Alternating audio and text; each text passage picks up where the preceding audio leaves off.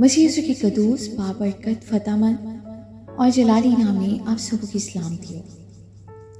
अजीज़ो, खुदावंद आप सबके साथ हो। खुदावंद आप सबको बरकत दे। आज का दिन खुदावंद हम सबों के लिए मुबारक करे, आमीन।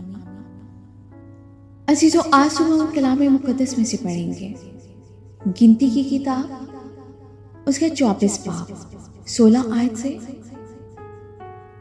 बल्कि ये उसी का कहना है जो खुदा की बातें सुनता है और हक ताला का इरफान रखता है और सजदा में पड़ा हुआ खुली आंखों से कादर मुतलक की रोया देखता है।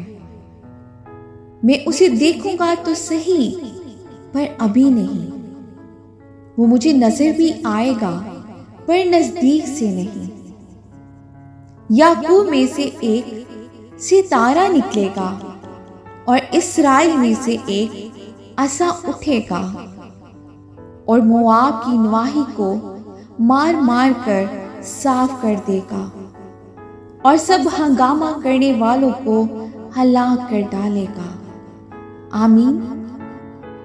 खुदावंद के जिंदा पाक कलाम के पढ़े और सुने जाने में उसकी बरकत हो। खुदावंद का शुक्र हो।